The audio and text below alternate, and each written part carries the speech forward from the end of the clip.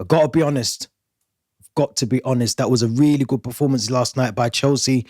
Have Chelsea dropped 2 points, or did they gain a point based on the circumstances that they were dealt with that early sending off of Moises Caicedo? Welcome back to From the Shed End. Welcome back to the channel. If you're new, as always, please make sure you smash the subscribe button. You let me know your thoughts in the comments as well. And don't forget to like this video before you leave. Now, Chelsea won, Arsenal won. This is a game we have not won since 2018. We've not beaten Arsenal in 5 years. That will continue for the remainder of this season, at least anyway, at Stamford Bridge. But Chelsea won, Arsenal won. First of all, I have to say and credit the players, all the players, even Caicedo. We're going to get onto Caicedo, but even Caicedo. But that was a really solid performance. And this is why when I've been saying about getting top four, pushing for the Premier League, this is why I'm saying what I'm saying, because I think we generally are in that conversation. I really do. I think it was obviously a game that was always going to be difficult. We're coming up against one of the most informed, teams in Arsenal, and they love their set pieces. They don't concede that many goals. So I think the only points dropped this season, I think, is Sunderland. I think if I remember correctly, but it was a good, solid performance from Chelsea. It looked like the team wanted it, even with 10 men. I think, we wanted it. We wanted the game. Now let's go back to the lineup, the lineup that was picked by Maresca. Now it had Robert Sanchez in goal. We saw Malo Gusto with Trevor Chalobah and Wesley Fofana in the centre-back partnership, with Marco Correa as the left-back. Reece James with Enzo Fernandez playing further afield. It was Moises Caicedo that was in the double pivot with Reece James. We then had Pedro Neto on the left-hand side, which worked. I think Maresca got that really good, really right call from him. We had Esteval Willian on the right with Enzo Fernandez playing in the 10 and João Pedro as the main striker for us. Now, there's a couple of things I want to unpick. First of all, I want to shout out and give a credit to Robert Sanchez, because he is a goalkeeper that we've all criticised. We've all said needs to do better, needs to do more.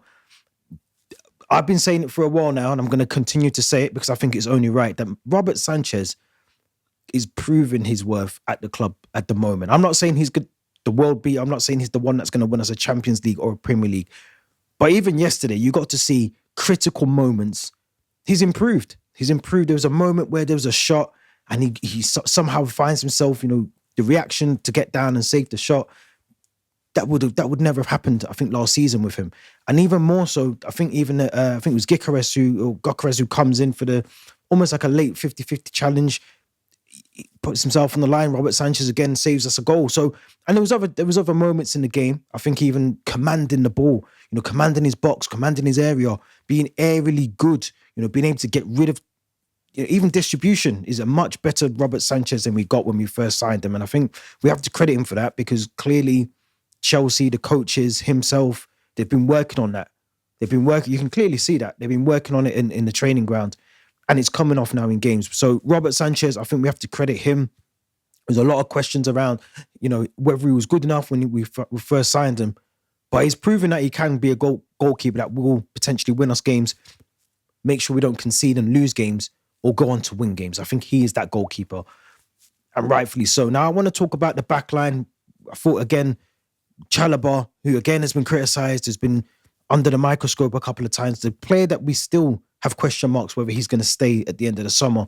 I thought he put in an absolute shift yesterday. And Wesley Fofana, but Trevor Chalobah, not just for the goal. I mean, the goal we'll talk about, but just defensively, Trevor Chalobah was everywhere. Absolutely everywhere. And I think that goes back to two things. I think that's having the comfort of Reece James in midfield. I really do. I think Reece James in midfield has helped the two centre-backs be a bit more calmer,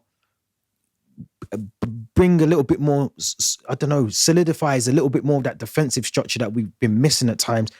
Malo Gusto, I thought, had a really good game.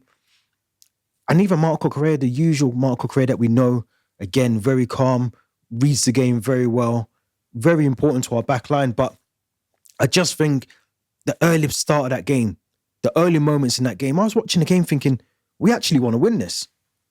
We actually want to win this game. We were on top. We were on top of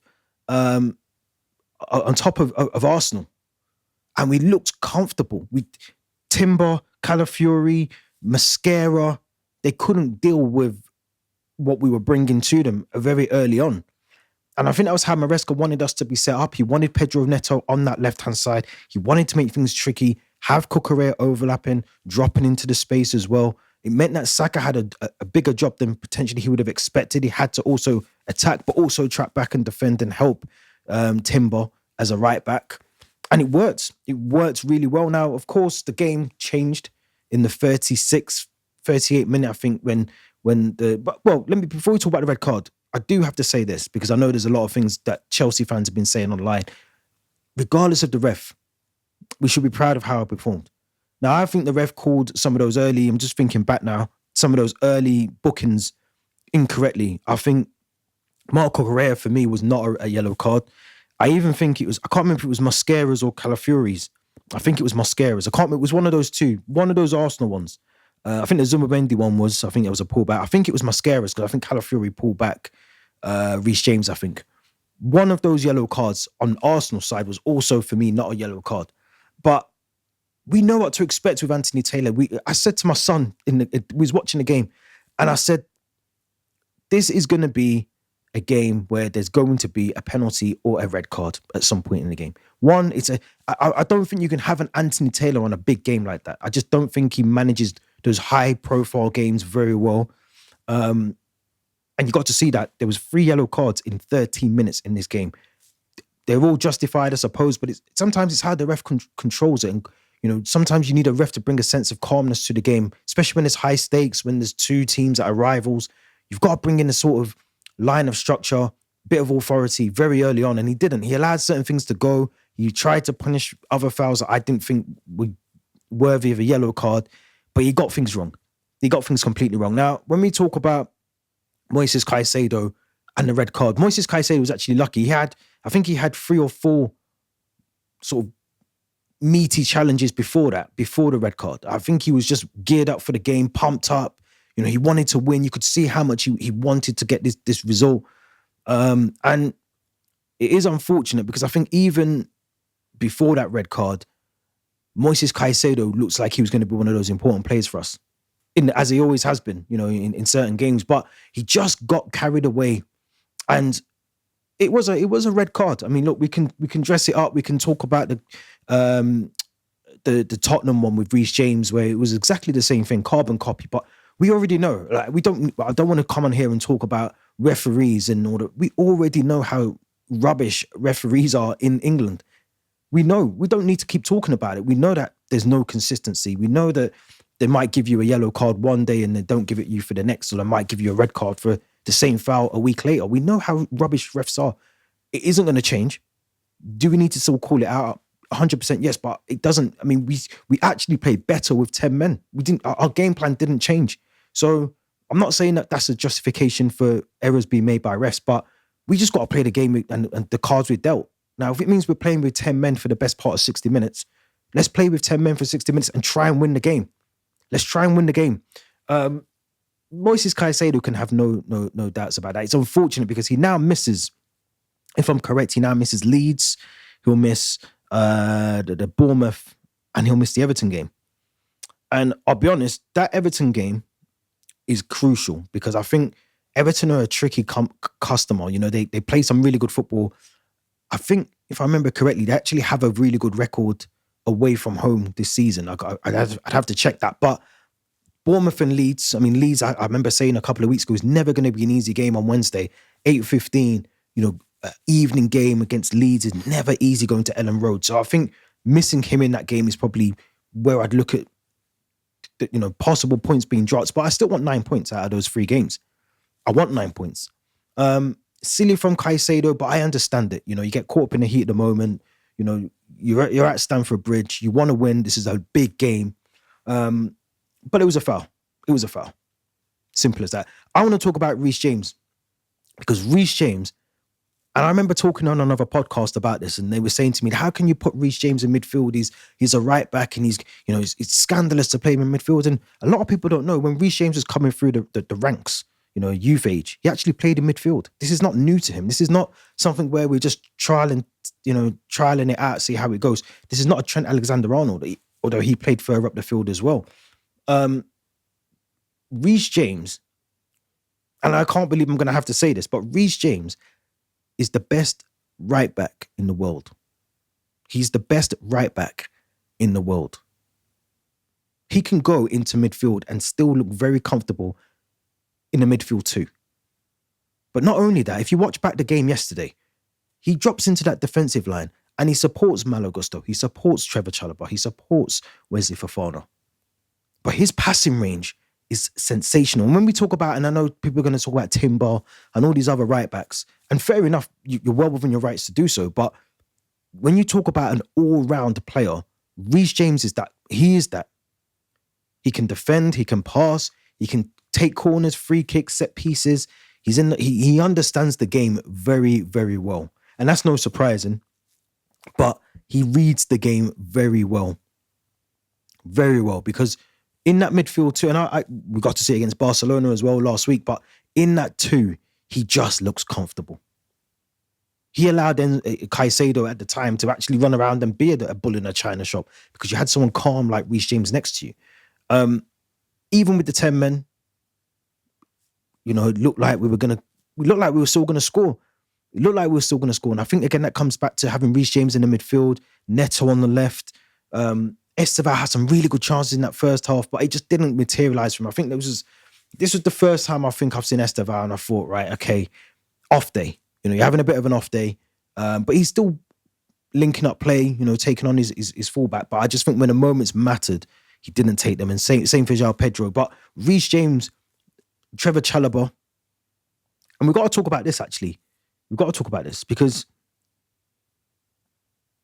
moments after the sending off of Caicedo, Hincapié, whether it's intentional or unintentional or whatever, he still catches Trevor Chalobah in the face. Now, football's a contact sport. You're going to get knocks and bumps and whatever. But there was a couple of moments, I think, with the same player for Arsenal. And again, I'm not saying he intentionally did what he did, but he definitely knows Trevor Chalobah's there. And I get it. You jump with your arms up. You jump with your arms in the air. You're going to do that sort of elevate yourself a little bit more. But is it not endangering a player? I mean, giving him a yellow card, it's still, to me, personally, you got to go and look at that. And look, I'm not going to sit here and moan. I said, I'm not going to moan about refs. We know how rubbish and shit they are. But you know what I'm saying. In terms of the goal, redemption for Trevor Chalobah, brilliant ball in from Reece James from a corner, lovely flick on from Trevor Chalobah. And I'm glad he scored because I think we forget sometimes how good Trevor Chalobah is and we just expect him to turn up and be just this player that, puts in a good performance, a solid performance. And then we just forget about it a little bit. And when he scored that goal, again, you could see what it meant to him. I think sometimes, obviously during that game more so because of the facial injury, but you can see what it means for him to play for the football club. And it will be an absolute shame to lose someone that understands what it means, the values of playing for that football club, to lose them, to allow them to leave, to try and force them out of the club. For me, it would be stupid. It would be absolutely stupid to do that. Now, I have to talk about João Pedro. And Liam Delap. Because both of those players, it's moments like yesterday, we need you to step up. Because we could have won that game with 10 or 11 men. But those players have to step up and do something in the game. Yesterday, João Pedro had 2 chances, very good chances. I think one was a flick off from Enzo. He takes the touch. He takes a really good touch, actually. But he takes another touch. And then he takes another touch. And before you know it, the moment's gone. And this is the difference between a killer in front of goal, a number 9 that is prolific in front of goal, to someone who doesn't necessarily have the confidence or they're trying to work the angle. You just got to hit and hope sometimes. Hit and hope. And if it goes over the bar, it goes over the bar. But at least you've taken the opportunity to try and score the goal. Liam Delap, he came on. I don't know. I'd have to rewatch the whole game back. But I do feel, again, there's something missing from Liam Delap. When he's got the ball in a critical space on the pitch, I don't feel like he's just going to bang the ball into the back of the net. I don't feel like he's that sort of player. Maybe we haven't seen enough of him and the sample size is small, but I don't think he's the player that's going to sort of win you a game. He doesn't strike me as a player that will, defenders fear. When he comes on, I don't think defenders are thinking, oh, he is Liam Delap. I don't think they think that because he's a good player. He holds up the ball well. But did he even have a shot on? Did he have a shot on target? He had one shot on target. He played 35 minutes and he had one shot on target. He had 15 touches in the attacking, 15 touches of the ball in the attacking half of the pitch. Look, I'm not pinning the blame on him for the fact that we didn't win the game, but I just think when you've got opportunities, you have to take them. Mark Gui's on the bench, and I said last week I would have played Mark Gui ahead of João Pedro or Liam Delap. Because I think he's a very good striker. He understands the game. He's very intelligent. I love the fact that he can run and make space for others to run into. He's good. And Delap does that to an extent. But I do think if we are going to try, and I'm not saying we will, but if we do try and push for this Premier League, our strikers have to do better. Because we're delivering balls into the box, we're creating the right chances, but we're not taking them again. And that game yesterday proves to me why I'm not deluded, as people have called me, but we can try and win this Premier League. Because if we won yesterday, there's 3 points in it. We're talking about 3 points from the top. And I always think when you're second in the league, especially going into this busy December period, I'd rather be there than first. The pressure is not on you in second place. The pressure is on you in first place to maintain that and continue throughout the winter period. But when you're second, no one still does. If you look around, you look at Sky Sports, TNT, all these other people, no one's actually talking about Chelsea as potential Premier League winners. And maybe they're right. Maybe I'm wrong. But when you're second in the league and you're playing the way that we've played now against Liverpool, against Arsenal, the way we played against Barcelona in the Champions League, you have to start bringing us into a conversation because we're playing some very good football. Very good football. And a lot of people are telling me Cole Palmer, when he comes back, we're going to be even better. Of course, he never got on yesterday. Purely, I think, down to a tactical, who do you bring off? Who do you bring off? Because you need Reece James in that midfield now that Caicedo's off. And I don't think Cole Palmer was ever going to come into the game yesterday. I think he's probably more going to get a couple of minutes against Leeds. Maybe you see him against Bournemouth and maybe he starts the Everton game. But we have to be in that conversation for maybe winning this Premier League. Because if we win our next 3 and Arsenal drop points as well, let's have it right. Arsenal haven't had their bad run of form yet, and they will, because every club's going to have it this season.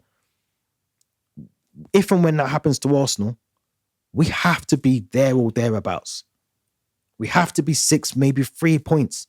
And I think yesterday proved to me that if we'd won that game, it just brings momentum. It brings absolute momentum to us. Absolute momentum. I think the team should be proud of the way that they played yesterday. I think even with 10 men, you got to see after the game, even Reece James coming out and saying that he feels we could have got the 3 points, tells you the mentality of these players, the manager, and everything he's doing with this team. Everything he's doing with this team. Now, I'm confident the next 3 games, Leeds Wednesday, Bournemouth at the weekend, and then Everton, I think we can get 9 points. I'm confident. I'm not disappointed that we walked away with a point because we were playing one of the best teams based on form at the moment in Arsenal. And if you're being honest, I don't think anyone thought we were going to win it yesterday. But when we turned up in that 10, 15-minute period, and it looked like Arsenal did not want this fight with us, we proved that we have the quality in the squad, even at 10 men, to not sit back and defend, but to chase, grab a goal. We were unfortunate to concede a goal, but we looked very good. And we had our chance to get the two goals, and we didn't take that. And that's down to certain players. But we've got to kick on now. Another game in the week, Ellen Road. It's going to be tough. Let me know what your thoughts are about the game. Did we deserve to get the 3 points? Have we dropped 2 points, or did we actually work hard to fight for our point that we got? And the last thing I'm going to say is, Chelsea fans, don't ever think Arsenal fans can disrespect us and say that we should be ashamed that we drew against them. Let's not do that. Because Arsenal right now, they're having their moment, they're top of the league. But we should be proud. We should be glad that we got a point out of that game. Could we have got more? 100% yes. But we didn't lose. And if anything, this is a better point for us than it is for Arsenal. And I think that's the way we have to look at it. This is points dropped for them. This is points gained for us. It's as simple as that. Let me know what your thoughts are in the comments. Don't forget to hit the Linktree link in the description. All of that stuff. Match preview tomorrow for Leeds. Make sure you tune in for that one as well. Hit the notification bell. We'll be back soon. Thank you very much for watching.